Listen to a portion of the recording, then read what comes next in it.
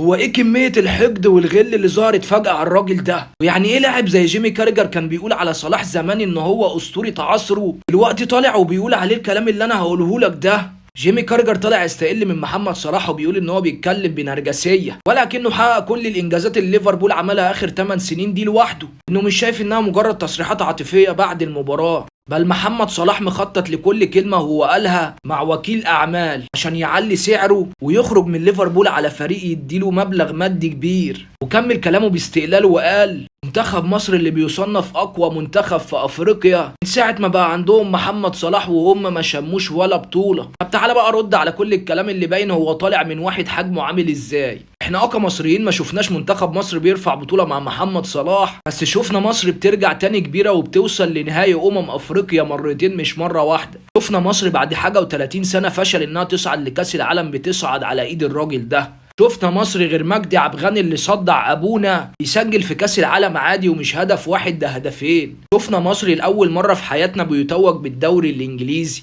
شفنا لاعب مصري من كام شهر بس كان معيشنا حلم ان ممكن لاعب مصري يكسب البالون دور، لاعب ممكن فعلا ما يكونش رافع بطولة مع بلده بس ورى ولاد بلده ووصل بلده المكانة عمرنا ما كنا هنشوفها ولا نوصل لها ولا نحلم بيها حتى، ولو كان عشان ده يحصل فكان هيبقى بشغل سنين السنين. الراجل ده لخص كل ده في لمح البصر. بس انا مش هعيب على تصريحاته واحد اصلا ما خدش دوري انجليزي مع فريقه وبيقول على نفسه انه هو اسطوره. طب ازاي؟ بس صدق جوزيه مورينيو لما قال جيمي كاريجر بيرغي كتير وهو لا يعد اساسا من بين افضل 1000 مدافع في كرة القدم حول العالم، فيجب ان يتحدث كثيرا حتى يظل على الساحة. طول ما انا في الابليكيشن ده هتفضل يا جيمي كاريجر متاح للسفر والسياحة.